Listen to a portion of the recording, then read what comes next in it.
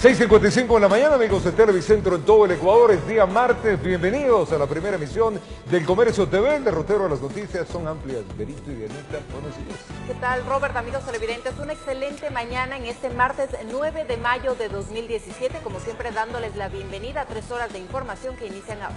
Semana de mamá, ¿no? Así es, este domingo no se pueden olvidar. Este domingo es el Día de las Madres, así que todos me imagino que ya estamos de alguna manera viendo la forma de festejar a nuestras mamitas queridas. Saca con tiempo, hay tráfico en la ciudad, así que así comenzamos dándole buena energía.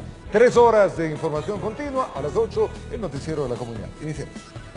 Empezamos con el desarrollo informativo contándoles que Carlos Pareja Cordero y su hijo fueron detenidos la mañana de este lunes en Lima, Perú. Será la justicia peruana quien decida si los expulsa o extradita al país. Sobre ambos pesa una orden de arresto por presunto lavado de activos que estaría relacionado con el caso Petroecuador.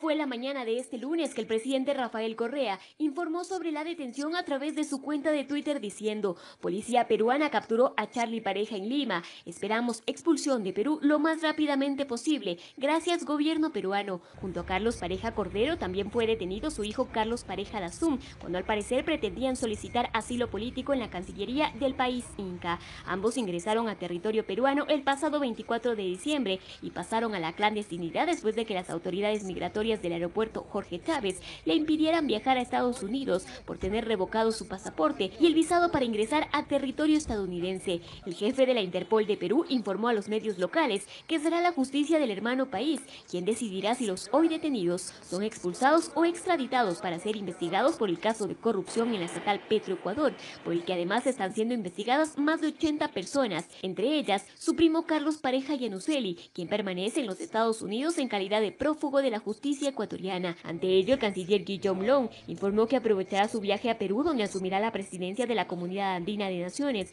para dialogar sobre el tema con su par peruano.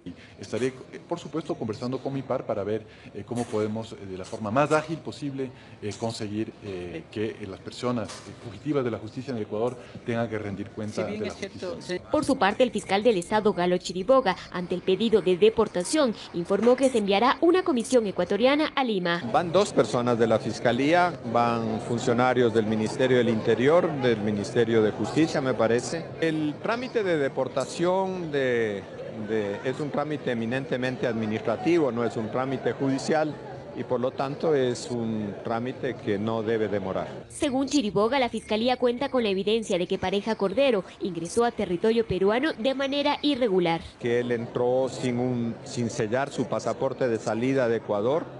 Eso es un ingreso irregular y estimamos de que si las autoridades observan esos hechos, la petición de deportación es sostenible, ¿no? En tanto, el próximo martes 16 de mayo se conocerá si Pareja Cordero y otros procesados más son llamados a juicio por el presunto delito de lavado de activos. En Quito informó Adriana Rojas. Vamos a comentarles ahora que en el marco de la rendición de cuentas del fiscal del Estado, Galo Chiriboga, anunció que adelantó su salida de la Fiscalía para esta semana. Según el funcionario, ha decidido retirarse 2 meses antes de culminar su periodo en vista de que ya existe un fiscal general electo y un nuevo gobierno. Fue durante su rendición de cuentas que el fiscal del Estado, Galo Chiriboga, sorprendió con el anuncio que tras faltarle 2 meses para culminar su periodo, dejará la Fiscalía esta semana. Así es una decisión voluntaria mía de, yo no diría sacrificar, pero cortar mi mandato por voluntad propia ahora para que pueda haber esta transición ordenada. El proceso de selección del nuevo fiscal general duró menos del tiempo que estaba previsto y realmente creo que es lo mejor de apoyar al nuevo fiscal. Indicó que se ha reunido con el fiscal electo Carlos Vaca Mancheno durante las 3 últimas semanas para adelantar el periodo de transición y dejar todos los pendientes. Se resolvió que la asamblea actual posesione al nuevo fiscal y por lo tanto yo cooperaré con ese esfuerzo para que se produzca esto en esta semana. Durante el evento se refirió a los resultados obtenidos durante las investigaciones realizadas durante su periodo 2011-2017. Destacó el caso 30S. Fue una persecución de delitos en preservar la institucionalidad democrática del país. Judicializamos esas infracciones, investigamos a quienes presumíamos estaban vinculadas a ella, y hoy esos casos tienen muchos de ellos sentencias. Asimismo, se refirió a los avances en el caso Odebrecht. Hemos tenido ya un resultado concreto que está siendo procesado y que todo el país lo conoce. Hemos obtenido, gracias a la cooperación internacional, información de lo que capturamos y retuvimos en 2 allanamientos en las oficinas de Odebrecht. 700.000 carpetas, 700.000 carpetas están siendo analizadas por nuestros fiscales en el caso de Odebrecht. En videos que se transmitieron, se puso énfasis en las investigaciones realizadas en los casos González y otros, Michael Arce, Lema y otros, lesa humanidad, así como de violencia de género y derechos humanos. Chiriboga culminó mencionando que el país debe tener tranquilidad y confianza en el nuevo fiscal y le deseó la mejor de las suertes. En Quito informó Adriana Rojas. 7:01 a.m. y la Comisión de Asuntos Internacionales aprobó el informe para segundo debate del Código de Entidades de Seguridad que crea un cuerpo civil que brindará protección a altas autoridades del país. El proyecto de ley será analizado en el Pleno de la Asamblea este próximo día miércoles. Tras una sesión que duró cerca de 5 horas con un largo receso, la Comisión de Asuntos Internacionales aprobó el informe para segundo debate del Código de Entidades de Seguridad. Entre los artículos aprobados está la creación del Cuerpo Especial de Seguridad para altas autoridades del país. En el bloque gobiernista, varios legisladores están convencidos de la necesidad de crear este grupo especial. Que va a ser un servicio de protección con carrera profesional, técnico, jerarquizado para dar protección a altas autoridades. Aunque otros no estaban tan convencidos, pero al final decidieron dar su apoyo. ¿Pero le deja tranquila cómo está? Vamos a votarlo, le digo. ¿Pero le deja tranquilo el texto? ¿Cómo está? La ley crea un cuerpo de seguridad que estará por fuera de la policía y los militares. Aunque en el texto se eliminó la palabra armada, para evitar, dicen, que se mal utilice el concepto, en los artículos posteriores se da la posibilidad de que estos agentes puedan portar armas, siempre y cuando el Comando Conjunto de las Fuerzas Armadas lo autorice. Si ustedes quieren enterarse de armas, consúltenle al Comando Conjunto de las Fuerzas Armadas cómo autorizan para portar armas y ellos les podrán dar toda la explicación. Y este es el punto más polémico. Las críticas no solo llegan de los opositores, sino también de los aliados al régimen. Además de peligroso de que no tiene sustento legal. La protección pública debe ser realizada por la Policía Nacional y por las Fuerzas Armadas. Si es que se quita la palabra armada en la naturaleza de esta tercera fuerza, ¿por qué se la mantiene en el resto de articulados? Lo único que supieron responder es que yo no he estado en la sesión del sábado en la tarde. Y es tan polémico este código que incluso los legisladores de país son renuentes a impulsar su defensa en el Pleno. Quiero mocionar al compañero Eduardo Zambrano para que sea el ponente del libro 3. Propongo que sea la vicepresidenta de la Asamblea, porque cuestiones de salud un poco problemático, propongo a la asambleísta. Al final, el informe para segundo debate fue aprobado y con una rapidez inusual, en menos de 2 horas, la presidenta de la Asamblea convocó ya para analizarlo en el Pleno. La sesión está prevista para este miércoles a las 3:30 de la tarde, 3 días antes de que la actual Asamblea termine su periodo. Informó Javier Gallo. Son las 7:04 de la mañana, 6:04 ya en Galápagos. El nuevo bloque de minoría podría conformarse para este periodo legislativo que arrancará este domingo 14 de mayo. Partidos como la Izquierda Democrática, Sociedad Patriótica, Fuerza Ecuador y Pachacutic se unirían para buscar un puesto dentro del Consejo Administrativo de la legislatura. Los diálogos entre representantes de los partidos políticos de minoría y legisladores electos son intensos. El legislador Eliseo Azuero impulsa estos diálogos. Según los datos que se han revelado hasta este momento, serían al menos 14 asambleístas los que conformarían el nuevo bloque. Ellos son, por Pachacutic, los legisladores Encarnación Duchi, Jaime Olivo, Tito Puenchir, Edi Peñafiel. Por Fuerza Ecuador, María Mercedes Cuesta. Por la Alianza Pachacutic y de Elio Peña, por el Movimiento Libre, Jimmy Candel, Javier Huertas y Raúl Tello, por la Izquierda Democrática, Vilma Andrade, René Yantún y Eliseo Azuero, y por Sociedad Patriótica, César Solórzano y Freddy Alarcón. Todos ellos han mantenido ya reuniones previas y se espera que puedan emitir su primera rueda de prensa este día martes en Quito, 4 días antes de su posesión en la legislatura. Este nuevo bloque buscará impulsar al menos una agenda mínima de temas que puedan ser debatidos en la Asamblea. Uno de estos puntos será la fiscalización al régimen saliente. Además, este grupo buscará ocupar un puesto dentro del Consejo Administrativo de la legislatura, elección que se deberá realizar el próximo domingo, cuando los legisladores tomen posesión de sus cargos. Informó Javier Gallo. Y el presidente electo Lenín Moreno mantuvo una reunión con el jefe de Estado colombiano Juan Manuel Santos. Durante ese encuentro se ratificaron los compromisos de trabajo bilaterales y el desarrollo de la paz en el proceso que vive Colombia con el ELN. También se extendieron las felicitaciones respectivas sobre la victoria de Moreno y del Premio Nobel de Santos. El presidente electo Lenín Moreno mantuvo este lunes 8 de mayo una reunión con el primer mandatario colombiano, Juan Manuel Santos, en la que ambos ratificaron su compromiso de fortalecer las relaciones bilaterales en áreas como seguridad, energía, inversión, comercio y movilidad humana. Temas comerciales que hay que robustecerlos, e inclusive muchos temas que tenemos en común, que hay que también seguirlos conversando. Para eso estos gabinetes binacionales que van a ayudar muchísimo en redondear, en clarificar y en orientar adecuadamente esas ideas. Siempre hemos encontrado comunes denominadores en nuestra visión para que nuestros pueblos prosperen simultáneamente, el pueblo ecuatoriano, el pueblo colombiano, que están inexorablemente atados por una frontera muy viva, pero también por una cultura, por una historia. El primer viaje que hace Moreno como presidente electo, sirvió también para enfatizar el compromiso de continuar contribuyendo en la construcción de la paz entre el gobierno colombiano y el Ejército de Liberación Nacional, ELN. Ratificado, vuelvo a recalcar, nuestra intención de que el Ecuador, Quito en forma particular, sea la sede permanente hasta que la paz se consiga, presidente. Hasta que la paz se consiga. En eso comprometemos todo nuestro apoyo, toda nuestra ayuda, porque la paz es buena para ustedes, la paz es buena para nosotros, la paz es buena para todos.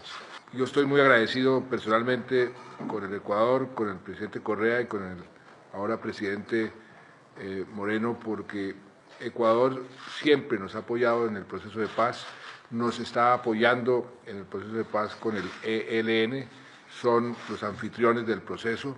Tras cumplir con la agenda preparada en el país cafetero, Lenín Moreno se encontrará con Pedro Pablo Kuczynski, presidente peruano, en la ciudad de Lima, en su primer desplazamiento internacional como presidente electo. Informó Andrea Valareso. El presidente Rafael Correa critica los tratados bilaterales de inversión al recibir informe de la comisión que efectuó una auditoría a los mismos por concepto de demandas de inversionistas del Estado ecuatoriano. Ya se habría pagado más de $1.000 millones. 21.200 millones de dólares suman las demandas de inversores contra el Estado ecuatoriano. De estos se han pagado 1.498 millones. Particularmente a la empresa Occidental, a la empresa Chevron, a la empresa Duke Energy, pero también parte de esos costos es a los bufetes de abogados y a los árbitros que formaron parte de los casos.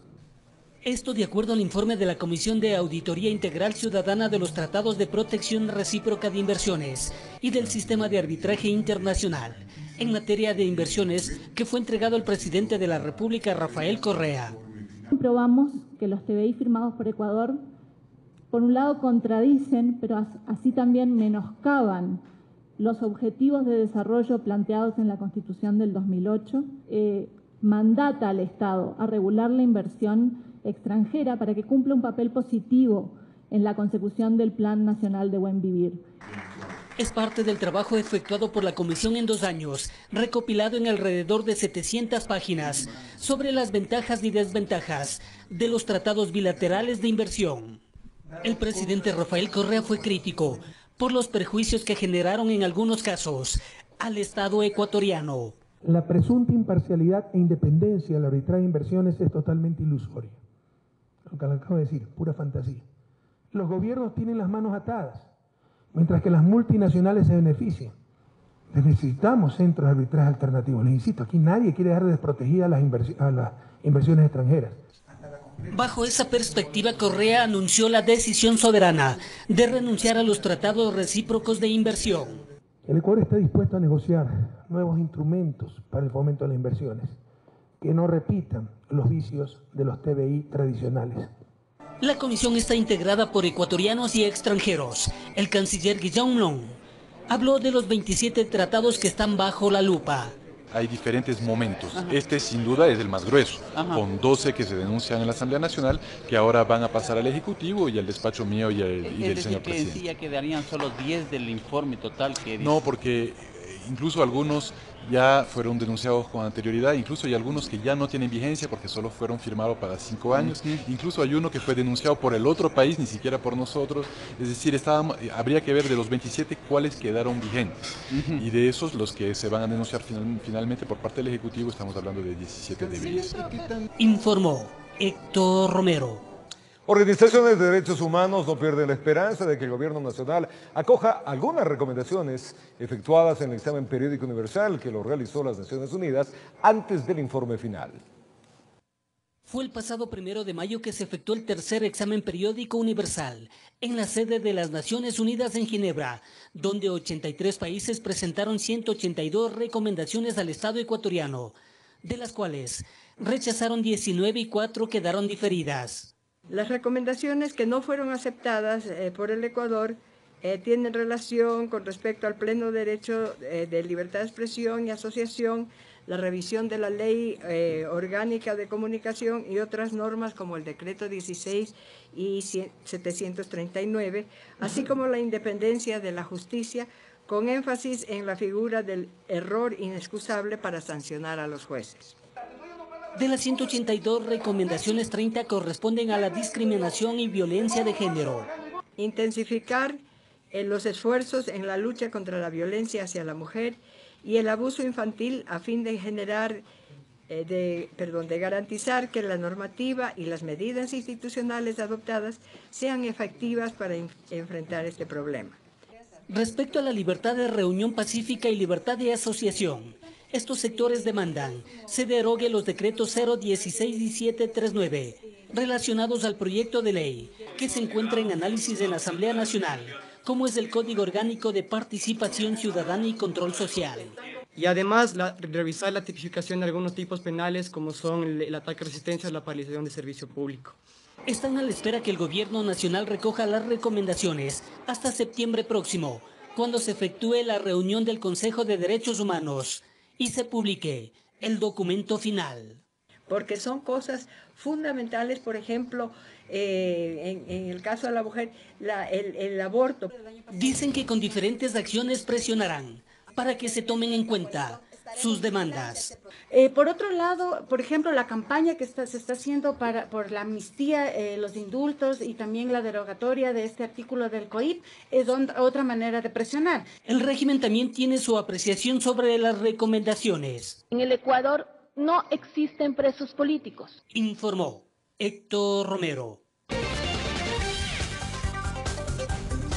Y ahora continuamos con la actualización noticiosa del comercio en un clic y les contamos que la cuarta edición de la Feria Gastronómica Internacional Raíces se desarrollará en el Centro de Convenciones de Guayaquil entre el 21 y el 25 de julio del 2017.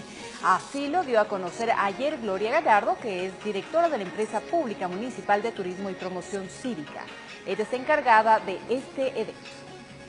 Además, les contamos que los centros culturales y turísticos que se han creado en las comunas sáchilas han ayudado a rescatar costumbres y tradiciones, y Augusto Calazacón es el líder del proyecto Museo Etnográfico Sáchila, ubicado en la comuna de Chihuilpe. Ese centro turístico nació hace más de 15 años. El objetivo era atraer turistas y así mejorar las condiciones económicas de los sáchilas.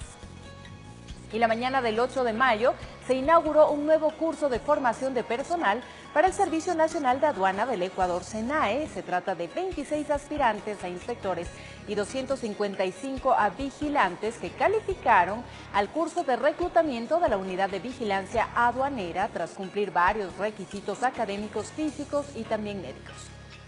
Hasta aquí esta primera actualización, continuamos con más.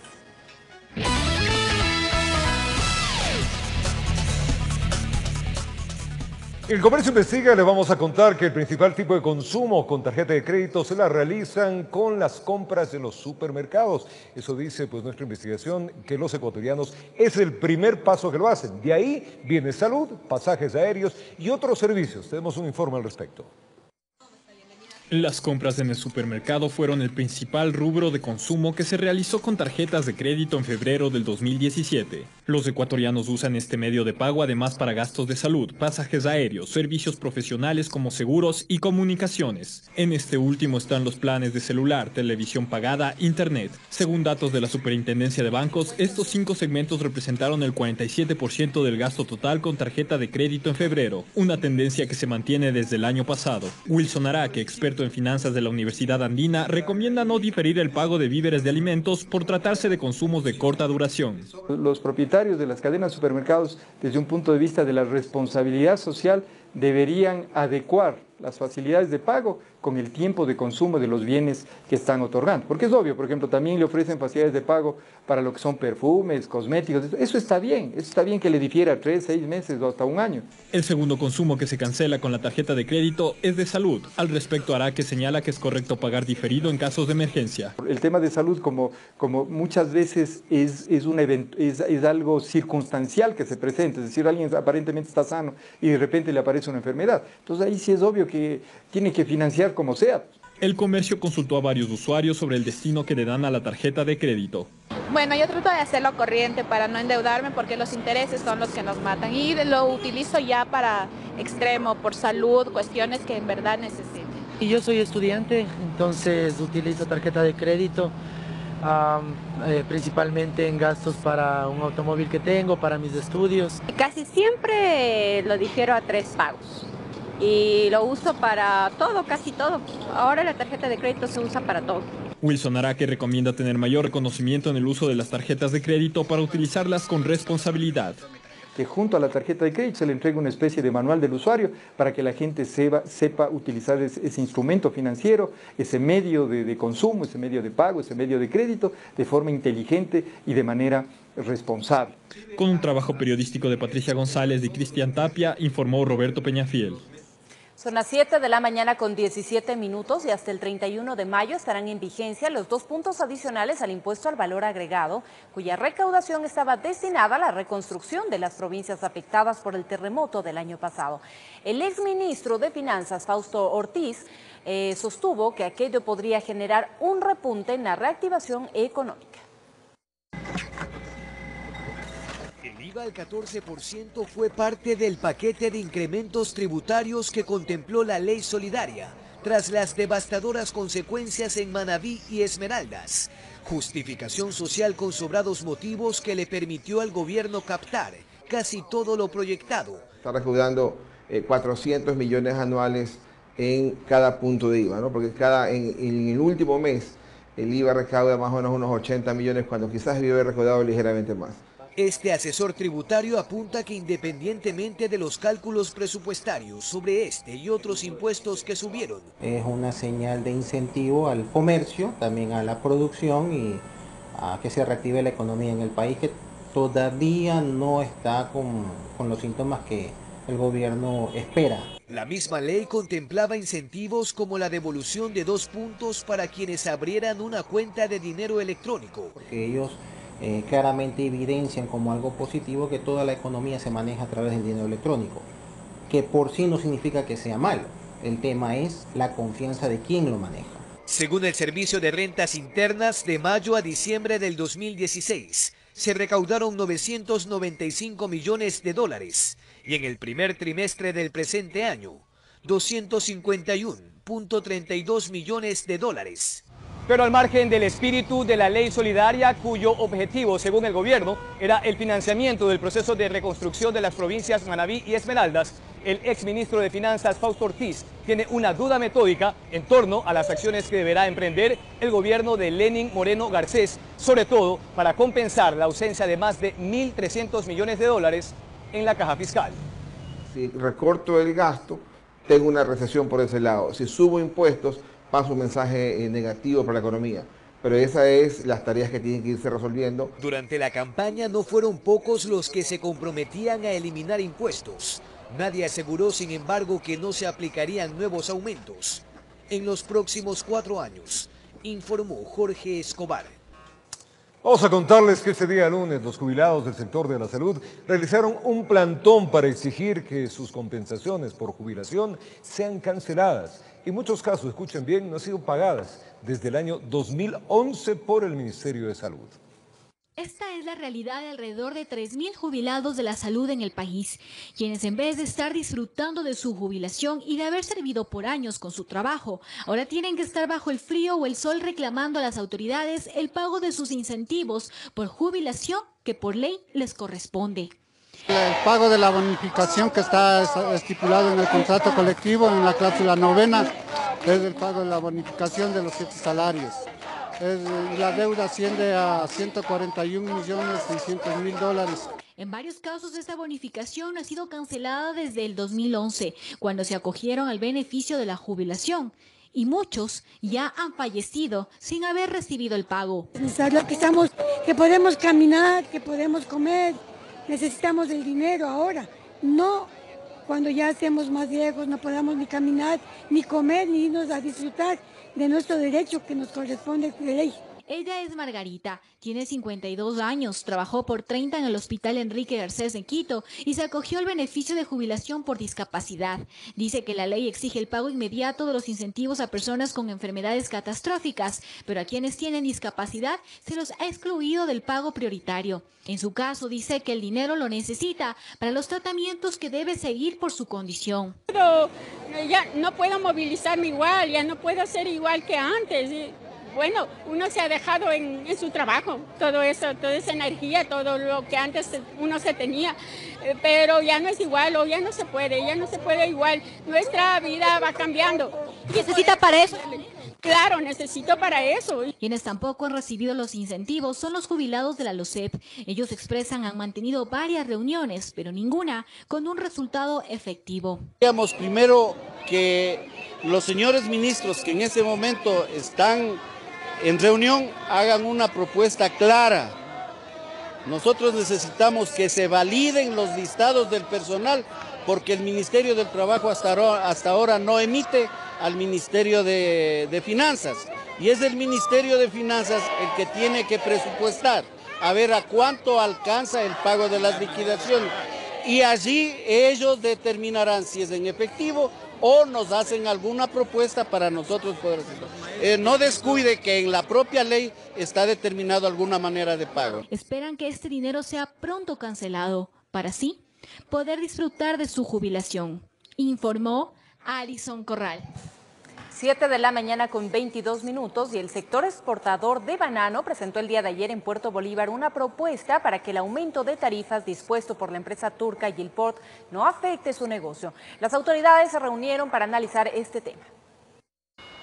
El alza de las nuevas tarifas por servicios en Puerto Bolívar preocupa a los exportadores bananeros. La empresa privada de origen turco Gilport, que asumió el control de las operaciones del puerto, aprobó el 7 de marzo 72 tarifas de servicios. Por ejemplo, el costo de carga de banano subirá de forma progresiva de 13 centavos de dólar a 28 centavos por caja hasta octubre. Esto ha generado conflicto con el sector bananero, el principal usuario del puerto.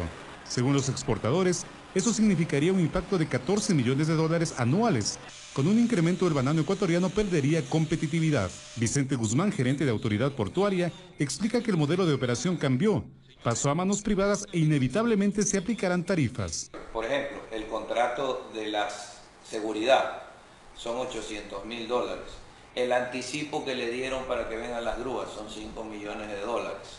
Es decir, te puedo seguir diciendo, el staff de trabajadores y servidores son 85 personas que están trabajando.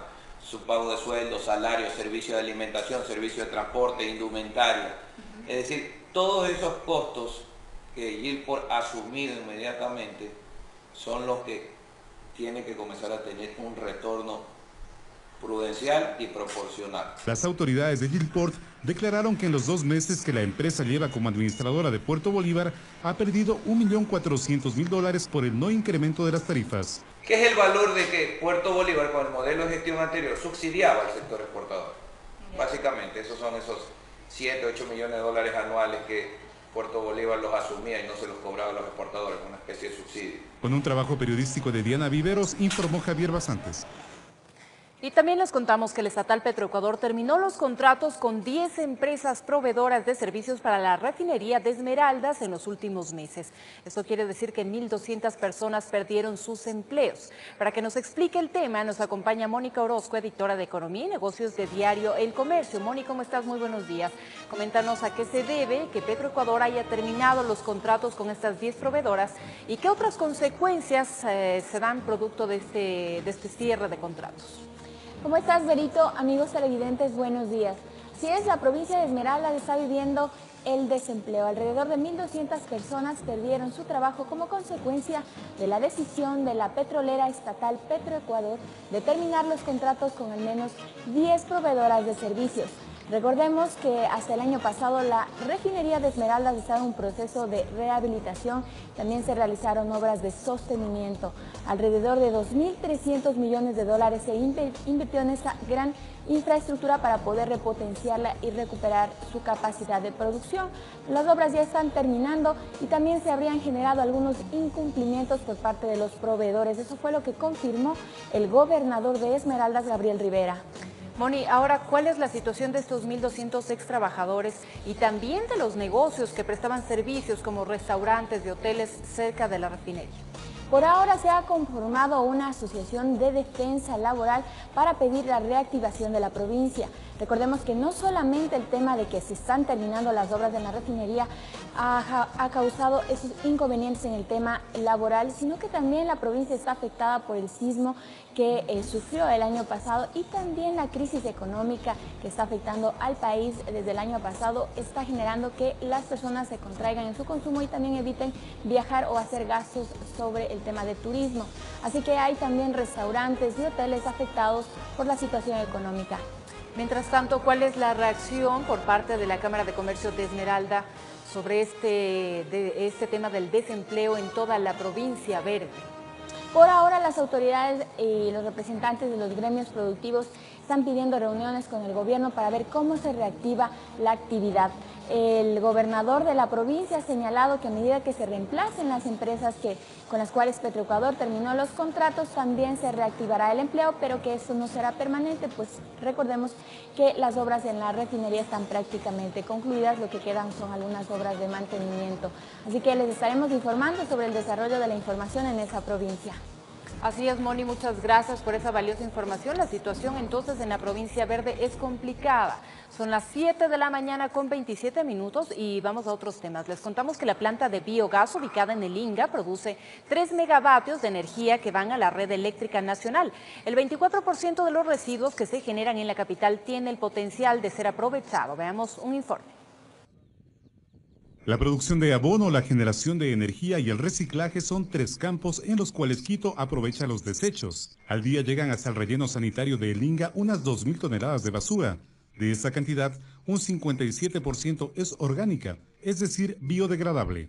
La iniciativa más reciente para aprovechar estos desechos es la lombricultura. Ese material proviene de los mercados mayorista y Chiriyacu. La lombricultura es un proceso de producción de abono orgánico, de degradación de materia orgánica para la producción de fertilizantes. Es un proceso que se utiliza una lombriz, la cual va a consumir esta materia orgánica, la va a degradar y va a producir el abono en cuestión.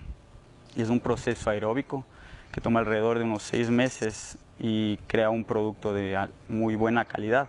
Los desperdicios también se utilizan para la generación de energía, ya que contienen gas metano, con lo que se prevé aportar hasta 5 megavatios al Sistema Nacional Interconectado. Nosotros hace un mes acabamos de instalar un tercer motor, ¿sí?, que es del inicio de la segunda fase de la generación eléctrica. Esta fase va a comprender una totalidad de 3 motores más y en completo o en total vamos a tener 5 motores, ¿sí? Estos 5 motores van a generar 5 megavatios, ¿sí?, que se generan a partir del biogás que se forma dentro del relleno sanitario. La basura también es aprovechada a través del reciclaje de vidrio, cartón, papel y botellas plásticas. Tras el procesamiento de los desperdicios, se entrega el material a otras empresas. Son trasladados al área de la caracterización. En esta área se realiza el trabajo de la separación por tipo de material. los diferentes tipos de materiales, los diferentes tipos de residuos. Se encargan también, hay otra área donde se encargan de darle el valor agregado, donde sacan etiquetas, sacan líquidos, sacan gomas, para posteriormente pasar al área de la compactación. Según datos del municipio de Quito, del 100% de residuos sólidos, el 24% tiene el potencial de ser aprovechado. Con un trabajo periodístico de Daniel Romero, informó Javier Basantes. Vamos a retornar en esta primera entrega del Comercio TV en Televicentro con información desde Manabí. La policía decomisó cerca de 1 tonelada de droga en canoa. Mientras tanto, en Quito, una pluma grúa que era transportada en un tráiler rodó calle abajo y a su paso arrastró 5 postes de energía, dejando a un barrio sin electricidad. Los detalles al volver.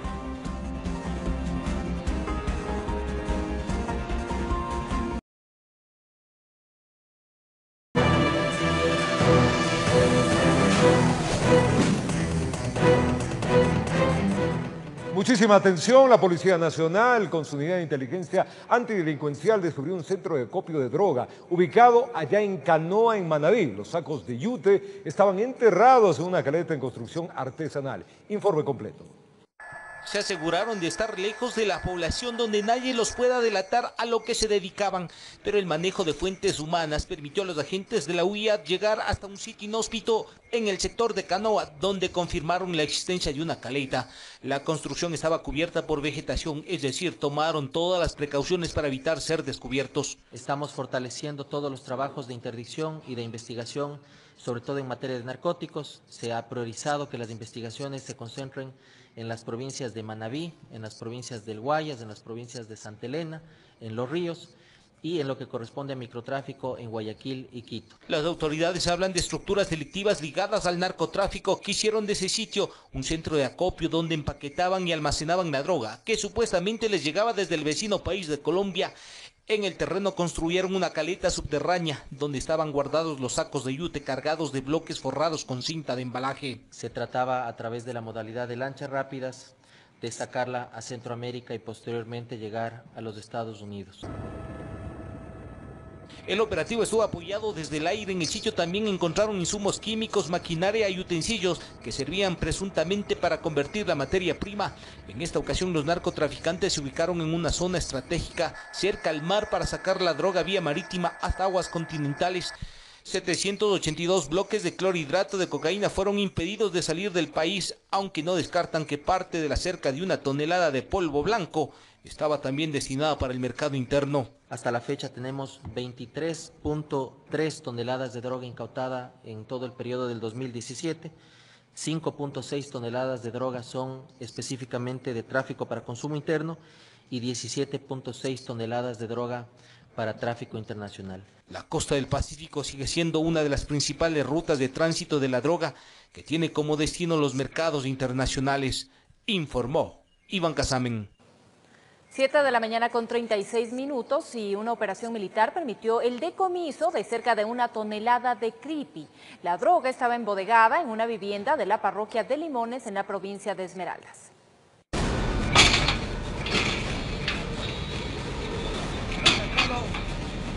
Inteligencia Naval puso el dato y el movimiento militar fue inmediato. Decenas de uniformados llegaron hasta la parroquia de Limones. La casa de construcción mixta estaba identificada y con autorización judicial ingresaron. Al fondo, tapado con mallas de pescar, encontraron varios bultos. Así confirmaron la información. En la vivienda no se encontraba ninguna persona. Aparentemente la estaban utilizando como bodega. El cargamento habría llegado desde Colombia por vía marítima. Encontrándose en esta vivienda 14 bultos, en los cuales contenían 346 bloques con sustancia sujeta a fiscalización. En la prueba química confirmaron que se trataba de creepy, droga elaborada en invernaderos y que por su contenido químico tiene mayores efectos y su costo en el mercado es más alto que la marihuana. Estiman que la droga tenía como destino las grandes ciudades, que una parte tenía que salir por agua y otra por tierra. Estamos trabajando de manera coordinada con la Policía Nacional, con la Fiscalía, para nosotros actuar de manera oportuna.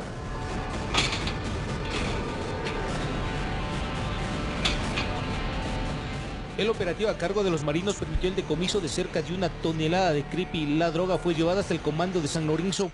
Además, decomisaron 14 tanques de 55 galones cada uno que contenían combustible artesanal, así como 2 motores fuera de borda. Las sustancias sujetas a fiscalización y los materiales fueron decomisados y trasladados al Batallón de Infantería de Marina número 6 en San Lorenzo. Son importantes porque están contribuyendo a evitar que el delito esté aumentando en este sector importante del país. Por agua y por tierra la droga sigue cayendo. Territorio ecuatoriano es utilizado como paso obligatorio. Los golpes han sido contundentes, generando a las organizaciones narcodelictivas grandes pérdidas y sobre todo que sepan que la fuerza pública está atenta a cualquier movimiento. Informó Iván Casamen. Vamos inmediatamente a Loja. La Policía Nacional, tras varios operativos realizados, logró decomisar gran cantidad de droga. Además, se recuperaron objetos de dudosa procedencia. La Policía Nacional, tras varios operativos realizados, logró decomisar gran cantidad de droga, 1.607.05 gramos de cocaína y marihuana. En este operativo existió 5 detenidos de nacionalidad ecuatoriana. El Servicio Antinarcóticos, con la ejecución de 3 operativos, impidió el expendio y comercialización. Con este decomiso se ha beneficiado a más de 23 establecimientos educativos que corren el riesgo de la venta de estos alcaloides. Con el decomiso de la sustancia y detención de los prenombrados ciudadanos, se ha beneficiado a aproximadamente 23 unidades educativas en las 2 ciudades de la provincia de Loja. En otro operativo se logró recuperar objetos de dudosa procedencia en una vivienda que presuntamente habrían sido robados en varias escuelas de la ciudad de Loja. Tenían almacenados ciertos objetos que fueron en pasados días robados de algunas escuelas de aquí de la ciudad de Loja. Para poder reclamar los objetos que se encuentran en cadena de custodia, podrán acercarse a la Fiscalía con su respectiva factura para su devolución. En Loja, informó Marcela Constante.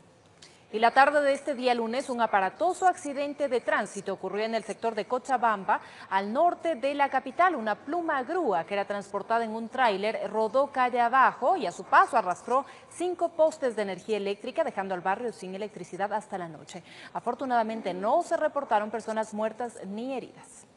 Eran aproximadamente las 3:20 de la tarde de este lunes, cuando lo inimaginable ocurrió en la calle Francisco Montalvo, en el sector de Cochabamba, al norte de la capital. Este tráiler, al parecer, llevaba a esta pluma grúa hasta un estacionamiento cercano, cuando aparentemente las seguridades que sostenían a la maquinaria pesada habrían fallado. Primero vimos que esa grúa subió con la otra grúa encima, entonces al pasar el rompevelocidades fue que empezó a saltar y eso se resbaló y empezó esa grúa de allá, empezó a resbalarse y empezó a tumbar los postes. Edison Vergara, conductor de esta motocicleta, recuerda el suceso y asegura haberse salvado de milagro, pues él estaba estacionado justo en el trayecto de la maquinaria. Salí de ahí y me estacioné en la siguiente tienda, entonces yo me estaciono con la moto y yo que me estoy bajando de la moto y con estruendo, yo que regreso a ver, le veo la plataforma ya bajándose. Lo único que quise hacer es, me lancé a la tienda, pues me lancé para salvar mi vida, como le digo, gracias a Dios me tiene vivo, es un milagro porque me pasaba la plataforma encima. La pluma fue arrancando de raíz 5 postes de la empresa eléctrica, los cables quedaron desperdigados por la calle, fue necesaria la intervención inmediata de las autoridades. Tengo 3 grupos de trabajo que vamos a intervenir en el sector. Vamos a cambiar los 4 postes afectados que tienen redes de medio y bajo voltaje y un poste de bajo voltaje. También está en camino un grupo de red subterránea porque está afectado una cometida subterránea. También se vio afectado este automóvil y este inmueble. Únicamente los daños materiales sobre la motocicleta, el vehículo liviano y el predio. Los conductores de los vehículos pesados habrían abandonado el lugar. Al momento de mi arribo no se encontraba el conductor ni el operador de la maquinaria en el punto. Los vecinos solicitan a las autoridades mayor control en el sector, pues aseguran que las grúas transitan por aquí sin importarles nada. No, pasan a la hora que ellos quieren, no les importa la hora que sea, si hay niños, si hay las personas del barrio, y no lo que les pedimos que por favor nos ayuden a que estas grúas se vayan del barrio. Es lo que más les pedimos. Por suerte, esta fue una desgracia con felicidad, pues no hubo heridos o muertos que lamentar. En Quito, con imágenes de Luis Fernández, informó Andrea Valareso. Terrible, en el noticiero de la comunidad estaremos hablando de esto. Vamos al sur de la ciudad, una persona murió en un accidente de tránsito. Al parecer el conductor de la motocicleta perdió el control del vehículo y cayó sobre unas barandas. Veamos. La caída fue mortal, no tuvo una segunda oportunidad. Una punta metálica se incrustó en la frente del conductor de la motocicleta. Aparentemente habría estado sin casco y por razones que aún se desconocen perdió el control del vehículo y chocó contra una puerta de metal saliendo expulsado. Había una persona boca abajo, aparentemente ya vino medicina legal de igual forma. Se descartó la posibilidad de que el señor estaba con vida. Un fuerte sonido despertó a los vecinos del barrio 8 de noviembre de la Magdalena Alta al sur de Quito. Cuando se acercaron a las ventanas, observaron un hombre ensangrentado y tendido sobre la vereda. A los pocos metros la moto que conducía. El joven de 24 años de edad murió a los pocos segundos. Al sitio llegaron agentes del CIAD para tomar procedimiento. Volcamiento lateral, producto del mismo existe una persona fallecida, daños materiales en su vehículo de tipo motocicleta y daños materiales a la propiedad privada. Aparentemente Julio Tipán decidió retirarse de un evento solidario en el que habría permanecido por algunas horas. El comentario entre los curiosos era que el fallecido estaba bebiendo, capaz que ese fue uno de los factores que incidió para que pierda el control del pequeño vehículo. Por versiones de moradores del sector, el señor estaba presuntamente en estado etílico. El cuerpo fue levantado por medicina legal. Al sitio del accidente no llegaron familiares del desafortunado hombre. Ironías de la vida, se fue a apoyar una causa solidaria y terminó en un frío congelador del Departamento de Medicina Legal. En Quito informó Iván Casame. Vamos de vuelta a nuestro país a hablar un poco de las propuestas alimenticias de padres y madres de diferentes colectivos. Analizan los pros y contras de estas reformas, sobre todo la tabla de pensiones. Se exponen que lo que se busca es priorizar el desarrollo del niño o de la niña. Veamos. Aún no ha llegado hasta la Asamblea Nacional el proyecto de reforma al Código Orgánico de la Niñez y Adolescencia propuesto por el Ejecutivo y que establece cambios principalmente en las formas de pago de las pensiones alimenticias y ya genera reacciones. El defensor público expresó no estar de acuerdo con estos cambios y lo hizo en marco de una reunión que mantuvo con el presidente electo Lenín Moreno. El presidente electo Lenín Moreno ha coincidido conmigo de que no es procedente esta reforma. No puede ser justo que a los niños y a las madres dejemos de alguna manera desamparadas si no tenemos un mecanismo de cohesión contra los padres irresponsables que no pagan las pensiones. Si existiendo la amenaza de la prisión preventiva, no cumplen sus responsabilidades, imagínense sin eso. Hace mucho tiempo planteé la necesidad de crear un gran fondo desde la Presidencia de la República o cualquier lado, para ayudar a esos padres que en efecto no pueden pagar una pensión porque están enfermos, están desempleados, pero dando un interés se va aumentando este fondo y lo que garantizamos es el derecho del niño. Si es que ellos no tienen el conocimiento de lo que nosotros estamos proponiendo, mal hacen en vertir criterios que realmente quieren deslegitimar una causa tan justa y noble para nuestros niños. Lo segundo en este punto es de que efectivamente lo que nosotros proponemos es que se debe hablar de un presupuesto de manutención filial. Las reformas establecen principalmente que hay una corresponsabilidad entre padre y madre para la manutención y cuidado de los niños. No hemos pedido que se derogue la tabla de las pensiones alimenticias. Es que debe ser regulada esta tabla de pensiones alimenticias, revisada para que no existan ni excesos, ni tampoco pues existan unos mínimos que afecten al desarrollo de nuestros niños. Y sobre todo que esta responsabilidad sea compartida, que si la madre trabaja y el padre trabaja, pues lo correcto y lo lógico es que estos dos padres, esos ingresos que están generando, los hagan copartícipes. Del lado de las madres, estas reformas no serían viables, o al menos deberían de ser conformadas entre padres y madres para que realmente sean en el beneficio del menor. El cuidado de los hijos no se resuelve solamente con una pensión de alimentos, sino que el cuidado implica una dedicación prácticamente tiempo completo. Las madres estamos de una o de otra manera siempre pendientes de los hijos. Hay tareas que no solamente es la alimentación, es llevarle al colegio, llevarle a la fiesta, traerle de la fiesta. Es importantísimo considerarlo. Un padre, por ejemplo, se preocupe de retirar todos los días a los niños de la escuela y ayudarles en las tareas y que regrese en la noche a pernoctar en la casa de mamá, o viceversa. Empezar a intercambiar actividades por el bienestar de los niños. Informó Alison Corral. 7 de la mañana con 51 minutos y la cifra de divorcios en el Ecuador ha aumentado debido a la inmediatez con la que ahora se puede llevar a cabo este proceso. Pero ¿cuáles son las razones por las que una pareja decide separarse? Ponga atención a la siguiente nota.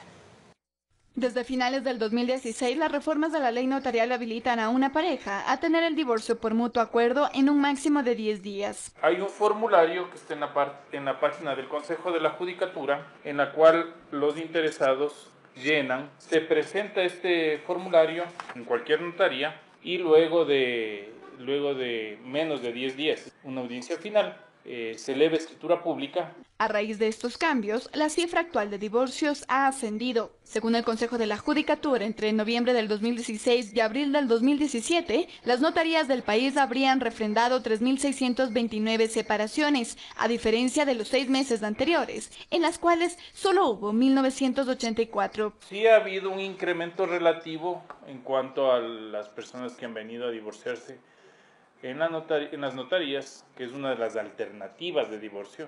¿Pero cuáles serían las causas para que una pareja piense en divorciarse? Por lo general las parejas se casan con la expectativa de que el otro te va a hacer feliz. Y como eso no pasa, comienza una lucha de poder en la pareja. Y en medio de todo eso, el aspecto económico sería uno de los motivos más relevantes para causar la separación. Depende de los acuerdos que hagan en relación al manejo del dinero, depende si esos acuerdos se cumplen o no se cumplen, es que se genera conflicto. Hay una lucha de poderes. Actualmente esa situación del dinero sí se ha complicado un poco porque las mujeres han incursionado en lo laboral y en la gestión propia de los recursos que de alguna manera logra que los dos tengan o quieran tener el mismo derecho de manejo y toma de decisiones en el dinero. Entonces, ¿qué recomiendan los expertos para poder solucionar estos problemas? ¿Quieres saberlo? No se pierda una segunda entrega de este especial para poder evitar un divorcio. En Quito informó Andrea Urbe.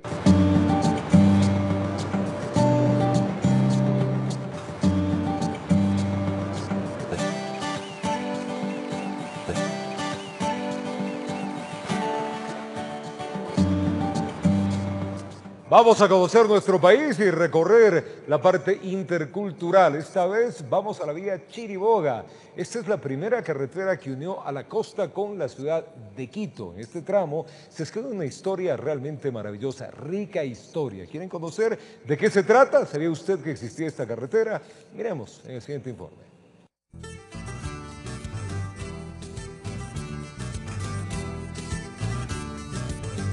Por el recinto La Palma se ingresa a la vía Chiriboga, que fue la primera ruta de unión entre la costa y la sierra, trazada por los yumbos, antigua tribu de la zona. Eran nómadas, ellos andaban eran comerciantes, andaban llevando las cosas de la sierra a la costa y de la costa a la sierra y caminaban muchas extensiones de tierra, eran muy fuertes. De acuerdo a la historia, los conquistadores también usaron estos caminos para llegar a Quito desde las costas en que desembarcaban. Fueron los primeros que intentaron unir Quito con Bahía a través de caminos de herradura. Ya con el avance de la civilización, la vía Chiriboga se amplió para el tránsito vehicular a fuerza de pico y pala. Estrecha, mucha pendiente. Inestable, llovía permanentemente, de manera que se desbordaban permanentes derrumbos. Los convoys cruzaban diariamente bellos paisajes. Aquí era la cadena en Chiriboga. Bueno, entonces aquí daban, el paso se daba, salía de los de Santo Domingo, salía un convoy a Quito y el otro bajaba a Santo Domingo. Incluso fue en esta carretera donde funcionó el primer pico y placa o control en los horarios de circulación. Había un horario para circular, los que salían de Santo Domingo, hasta 1 hora podían circular. Si no llegaban hasta un punto tenían que pararse, porque a las 12 del día se abría en cambio el control de Chiriboga para acá, ¿cierto? No había en ese momento los celulares, así que eran horarios. Todas esas historias son parte del pasado, pues con la construcción de la vía Aloac-Santo Domingo, la vía Chiriboga quedó relegada casi en el olvido. Esta carretera deben mantenerle, pero como una reliquia, que fue la única carretera que entraba a la costa. Estoy como por terminarse también, decían, pero no podía nunca terminarse por el motivo del oleoducto, de los tubos que va de petróleo. Sin embargo, la esencia productiva y turística de la zona, sumada a su histórico legado, la hacen un destino ideal para conocer. Tenemos una página en el internet que se llama Cansacoto Ruta Chiriboga. Cualquier persona que quiere conocer la ruta se comunica y nosotros nos comunicamos entre el grupo y les llevamos a conocer. Desde Santo Domingo de los Áchilas informó Gisela Moreira. Vamos a retornar ya con el primer noticiero de la comunidad. Mucha atención, algunas informaciones importantes. Entre ellas, aún no se concreta la salida de Odebrecht en la construcción del metro de Quito. Además, les contaremos que en la capital una pluma grúa que era transportada en un tráiler rodó calle abajo y a su paso arrastró 5 postes de energía en un sector de la capital, la Cochabamba específicamente. Ya regresamos con estas y más noticias en el primer noticiero de la comunidad.